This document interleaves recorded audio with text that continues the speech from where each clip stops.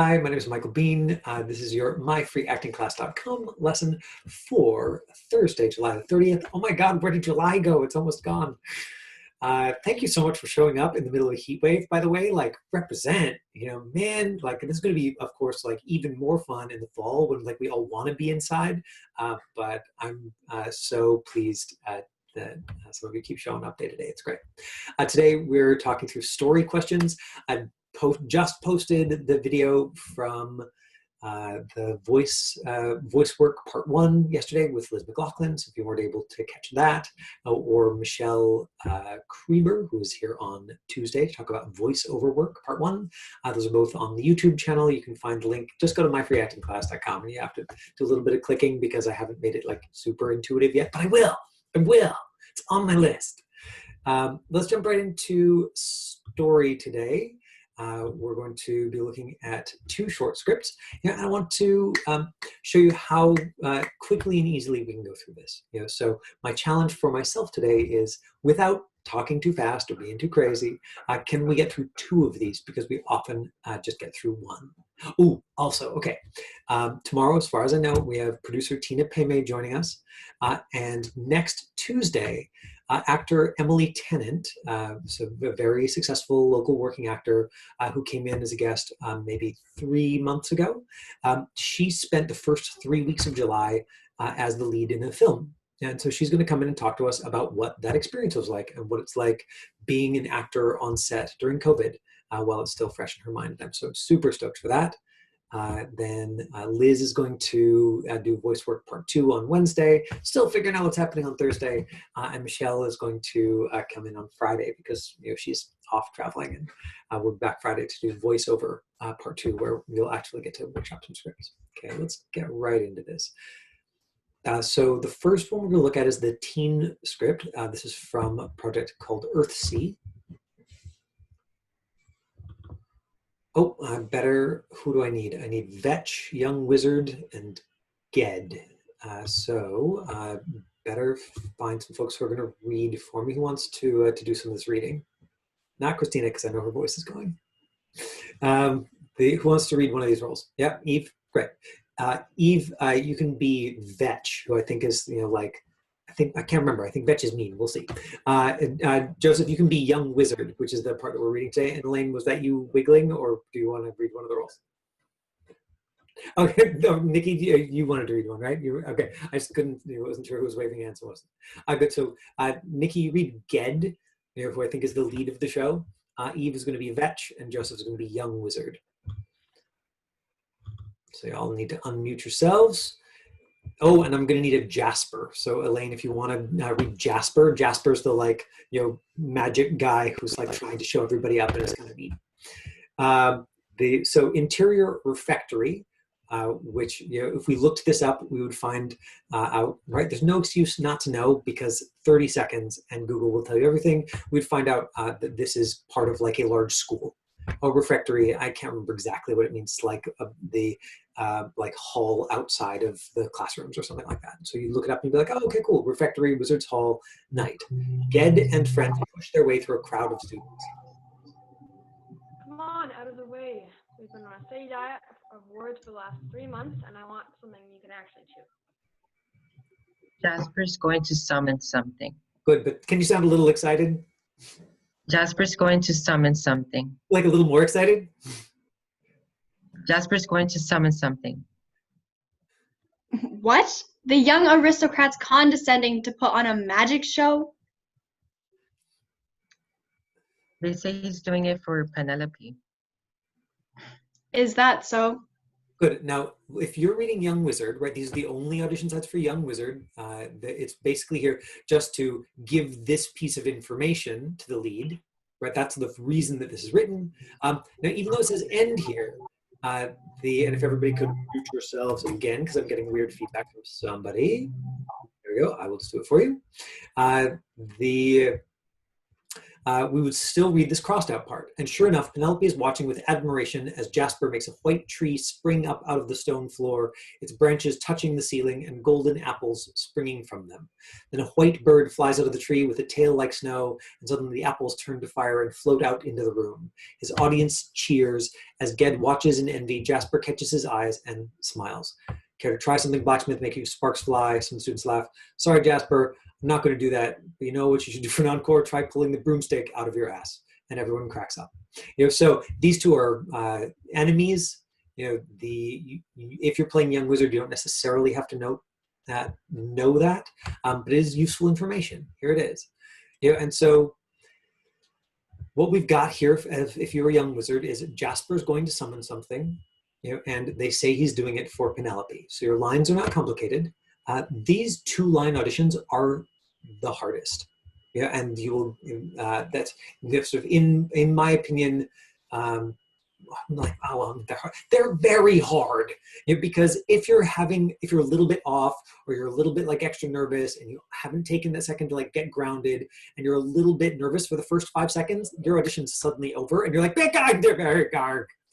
whereas if you've got a couple of pages and you're off for the first couple of lines, they'll often just bear with you. Be like, okay, cool. Like Eve was off for the first couple of lines, but then she like really dropped in and like, look, here's this part of the character where she was really great for. If you've got 2 lines, the other thing is that most people will not have the eye lines, right? You've got different eye lines, and different relationships. You've got Vetch, you've got Ged. Those are the 2 people talking to you, and then you've got Jasper and Penelope, like there they are putting on the show. You've got the end mark here, but you as an actor could go and say, hey, can you just leave it rolling for a couple of seconds afterwards, because I want to react to this cool thing, right? Like one of the ways that as the Young Wizard you could make this a bigger deal for Ged, right? We know that Ged's supposed to be watching in envy, is if the Young Wizard and everybody is super impressed by this, his audience cheers.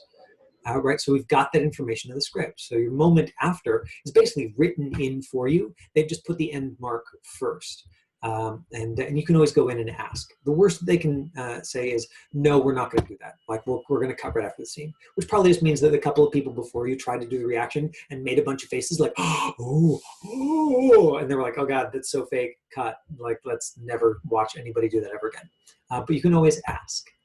And then figuring out what happens here, what are you, as Ged and his friends are pushing their way through, what is Young Wizard doing before? That's where you show us who you are. And I think this is where these story questions become important, because they're not going to give you a big description for Young Wizard. It's going to be Young Wizard at the Academy. That's probably all the details that you will get. So style. First thing that I like to do with style is look it up on IMDb. So hopefully y'all have good internet and I'm not being too laggy as I jump around from page to page. But we look it up here, fantasy, drama, adventure. Okay, great. That's all we would likely have to go off of to start with, and that's plenty for what we're doing. So style is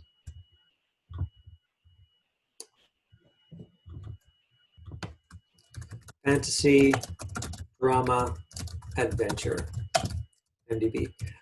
If you had to put words to it in a simple way, what's the writer's story for this scene? Oh, incidentally, if you were researching this and you were so while you think about like what is the writer's story for this one scene with Young Wizard, if you were researching this, it would be good to look at this. Okay, a reckless youth, greatest sorcerer, the mystical land of Earthsea is ever known. When the Young Wizard Ged discovers the magic powers good, so we'd be able to look at all of this. Then if I clicked on full cast and crew, it would take me here. And I would see, oh, series writing credits, Ursula K. Le Guin novels. Oh, that's interesting. So maybe there aren't episodes of this show to watch, but it's based on a set of novels. Great, I could go to Wikipedia and look up Earthsea.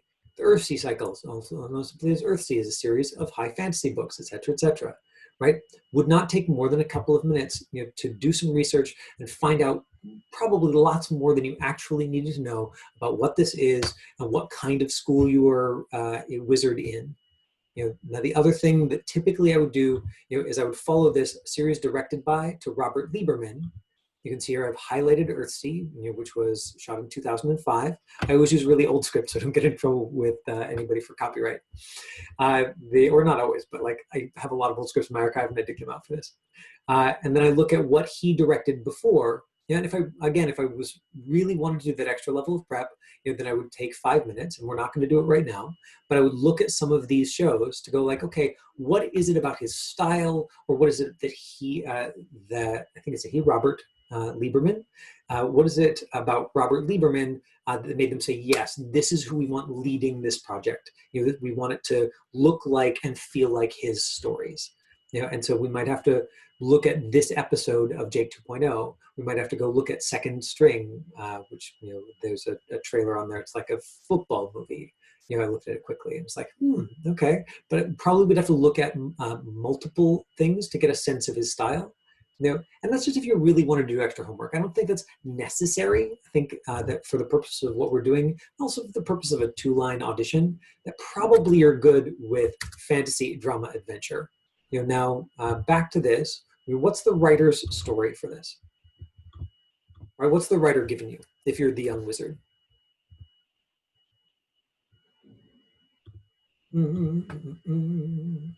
There's your chat window. Confused about his powers. So so Joseph is like jumping to like what's happening inside the young wizard. And for this, I want to keep it as simple as possible. Watching a wizard show off at wizard school. Now, like it's really as simple as that. Some version of that, right? My story, and this is where Joseph is going. Is Joseph is like I'm confused about these powers, or I'm a huge fan of Jasper, or I hate Jasper, he's a jerk, or although honestly this one would be sort of a stretch because they want the crowd to be impressed. So actually that I like exploration, I like throwing out ideas, but I think that was probably not effective. Or what's the arc of the scene? It starts where, it changes where, right? So that it's not like I'm excited, I'm a big fan, I'm a big fan, I'm a big fan.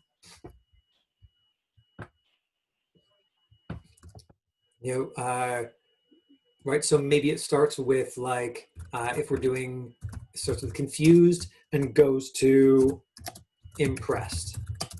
Or it starts with, yeah, right at the end, he's like, whoa, oh my God, that blew my mind. Or it starts with like worried, concerned, oh man, like he's breaking the rules, or like they're having a battle, showing off their skills. What's going to happen? And it's more like sort of like a fight out behind the high school, except that they're all casting spells. We could even use stronger words, blown away. Ending, and so the descriptive words, for young wizard. Right? How does young wizard think about him or herself? Because it's not gendered in the script. Right. So ambitious. Right. Olivia's like, I can do that. It's like, yeah. Oh, yeah. I'm in awe. Right. Good. So what is that? In awe. In awe. Wise. Right. Like at least we've got options. And you can, and if you don't have options, you can pick descriptive words for yourself. You're like, well, because I'm playing this character, I'm gonna make them enthusiastic. That's a characteristic of Michael Biehn, and I'm gonna decide the characters like that because then I'm playing a true part of myself. And I have 20 different adjectives that are like, that I really know that this is a part of me, and I'm only gonna have space for 2 or 3 of them, so I might pick some of those. I haven't really talked about that much, but I really like using true things about yourself to tell the character, because there's only seeing this little glimpse of you. And you can be like, yeah, I am like that. Not always with everybody, but like, that is me. Descriptive words, for other. And here's an interesting question, because we could do descriptive words for Vetch, descriptive words for Ged, descriptive words for Jasper. But I think the main person here, even though he doesn't have any lines, is Jasper. That's who you're mostly focused on. Remember, young wizards, function in the story, in my opinion, is to make Ged jealous by being super impressed by what Jasper is doing. So exactly, he's powerful. He's confident. He's attractive. You could decide that like you've got a big crush on him. Influential for sure, right? He like I want to be that guy when I grow up. Like someone to look up to.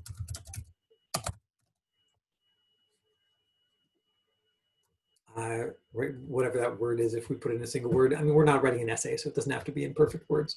Script relationship between me and that person, students, senior student, and junior student. Okay, and then personalization, and I just want to keep coming back to this. It's what is it in your personal life that helps you empathize with the feelings behind that experience. So if I'm doing this, then like maybe I remember watching Ben Cotton, who's a guest on this, perform in a Larry Moss workshop the very first time I sat in a Larry Moss workshop, and just being like, oh my God, how is acting that good even possible? And I'm going to remember what that felt like in my body, and that's going to help me. I'm going to remember what that felt like in my body, and that's going to help me with my personalization. And that comes off of all of these things, right? It's not something I decide just because I think it would be fun. It's fitting the story that I'm telling and my understanding of the script. So then what do I want if I'm the young, right? What do I want this other person to do or feel?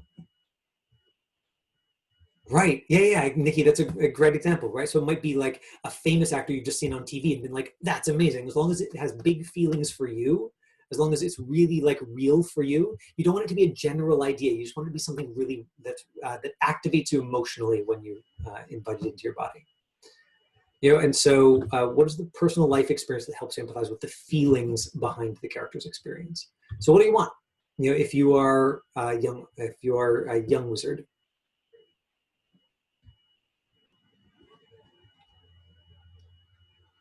what do you want? Lots of options. I want to be like him. You like him? Good, easy one. Or I want to be cool too. Or I want to be the best, right? So I'm going to learn as much as possible from watching him, right? So I might take that into like, if we're in class, I might say, okay, so what does that mean you want him to do or feel? Oh, I want to be popular.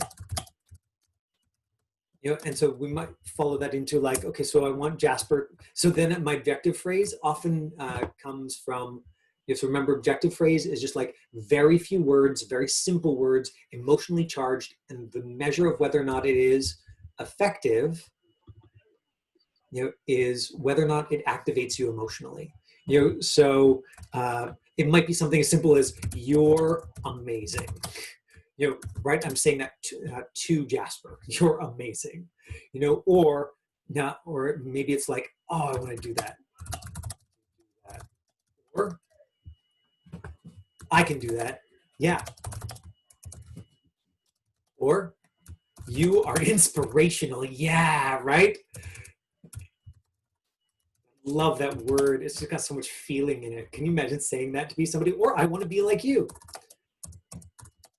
You like you. Great. And so then the lines, super simple. It's young wizard lines. Jasper's going to summon something, and they say he's doing it for Penelope. Right, so there's some lines in between. The Q line, the line right before it is, I want something you, we've been on a steady diet of words for the last 3 months, and I want something that we can actually chew. We have to do, Jasper's going to summon something. That's what's called the Q line. It's the line right before your line. It's one of the most important ones to know, so that you're not looking at your script the whole time that they're talking. You're just waiting, and you're like, right, I jump in after that. Jasper's going to summon something. What? The young aristocrat, magic show. They say he's doing it for Penelope, right? Like, why are you telling Ged this? Ideally, it would be in line with your objective, right? So if your objective is like, I want to be like him, it's like, well, yeah, he's doing it to impress the like girl who everybody wants to impress because he's amazing, you know? And if it's like, I could do that, it's like, can you believe it? He's wasting it to put on, just to impress the girl. Oh, magic. And if it's like, I'm gonna figure out everything he's doing, it's like, like, yeah, he's doing it for this reason, but like, I gotta learn everything about what he's doing. But you've got a reason to be engaged with it, even for with something as simple as these 2 lines. So who's going to demo for me? Great. Elena's, you're going to be my young wizard. Excellent. And then I would love to get one more young wizard too. And so Elaine, you can do this sitting down. If you were taping it, you do it standing up, but your camera angle is such, that, and besides, trying to, man, I'm never going to get a second one in, am I? We're going to have to do Bates Motel next week. I always think I'm going to be able to do more.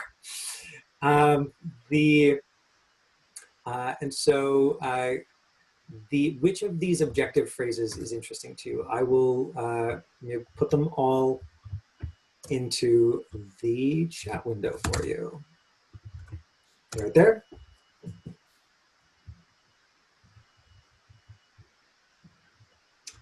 Now, for whatever reason, Elaine, I can't hear you at all, even though you are unmuted. So maybe your headphones have become unplugged. I think I'm going to need somebody else to demo for me then, because Elaine is having technical difficulties. Oh, wait, I heard a little beep. Elaine, say something. No luck. What about you? Nikki, no, Christina, your voice is out. Christian, I saw your video for a second. Nikki, you want to be my young wizard? Yeah, you do? Good, you're going to have to unmute yourself. There you go, great. Yeah. Okay, let's do it.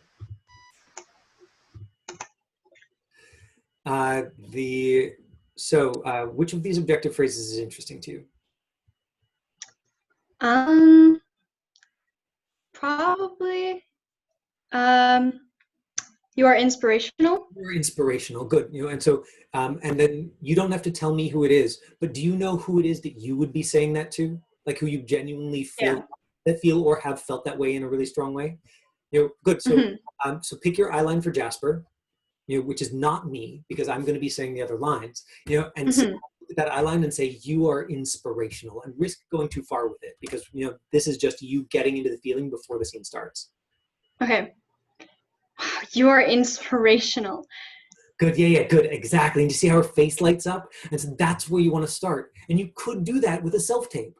You could say that, as many times as you want to, and just start, when you're editing it together, start the tape after you've said it. So then you're like super alive, and so keep noticing details of what Jasper is doing as though Jasper is doing a dance, and so, right. And so so you're just like, wow, oh my God, how did he get his leg up that high? Whoa, backflip, right? Like I know he's casting a spell, but just try imagining something that you really visually can imagine. And maybe dance isn't your thing, and instead you're watching figure skating. But do you see what I mean about personalizing? Where you're making it specific so that your reactions are specific, and your reactions are just like, wow, I think this is what they want to see. Okay, so so let's go through the script. And so it starts with like, oh my God, what's going to happen? And it ends with like you just being blown away. And it says they end cheering. So you don't have to like cheer, but just make sound at the end. So I can just tell that you are like blown away by Jasper's crazy triple pirouette. Okay. Okay.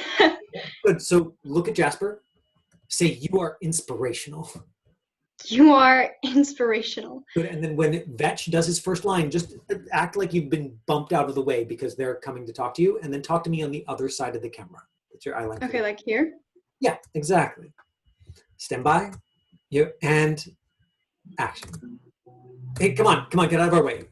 We've been on a steady diet of words for the last 3 months, and I want something you can actually chew. Jasper's going to summon something. What, the young aristocrat's condescending to put on a magic show? They say he's doing it for Penelope. Is that so? Oh my God. Did you see that? Perfect. And so what Nikki just did there is called an ad lib, meaning she added just a few words of her own at the very end. I think it's always fine. Always fine. Now if she had said, "Did you see that was amazing? The way the bird came out of the apple and the apple's all," like then we'd be like, "Okay, good God, stop." But like 2 or 3 words is no different from adding sound. I think at the very beginning or very end of a script, you're always allowed. Anybody else want to be my young wizard? And demo for me? Eve, you want to try it? Sure. Okay, great. Eve, your audio is really low. I don't know if you got your volume turned way down.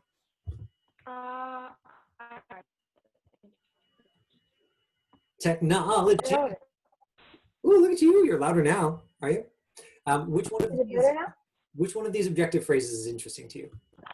I like you are inspirational. I know. So now let's. But I can do a different one. Let's force you to pick something different. Okay. Why don't we do? I want to be like you. Yeah. Perfect. Yeah. So it's envy instead of awe. Where it's just like, oh man, like why does she always get all the good parts? Oh, like her eyebrows are always so perfect, or just like whatever the hell. We're like, so just look at the girl and remember and put her on the other side of the camera. And start with a really clear opinion about what she's doing. So it's not just internal, but start with like, what is she doing at the very beginning? And like I said, like you're watching her do a dance move. Like you're watching her do the splits, and you're like, oh man, 2 inches more than my splits, of course. Okay. Right, and you can even like drop your eyes down like she is doing the splits, and we'll never know. We'll just see that you're actually watching something instead of just having an internal experience and hoping we'll guess. Okay. Now, something that Nikki did that I also want you to do is just make sure that you have an opinion about that second line about doing it for Penelope. Ideally, something that's connected to your like envy of. Now that personalization, and the thing that I asked Nikki is like, do you know who you would be like? Have that sort of like green ugly jealousy feeling about, and don't tell me, it's like totally private, but like it doesn't matter. And even if it was a very brief feeling, if you're like, yeah, I felt this way very briefly about my best friend and then we got over it and we've been best friends forever, the point is that you understand the feeling and you can go back there in your memory and go, oh yeah, that feeling of like, oh, do you understand? Okay, so right? I'm jealous. So I'm jealous. Look at the girl and say, I want to be like you. I want to be like you. Good. And then just keep that in your body, stand by, and action. Come on, out of the way. We've been on a steady diet of words for the last 3 months. I want something I can actually chew. Jasper's going to summon something. Oh, the young aristocrats condescending to put on a magic show? They say he's doing it for Penelope. Oh, that's so. And then you see the thing? For me? And then you see the thing, right? And so even though you envy it, it's still amazing. Whoa, like how did she pull that off? Oh, never going to be that good. Man.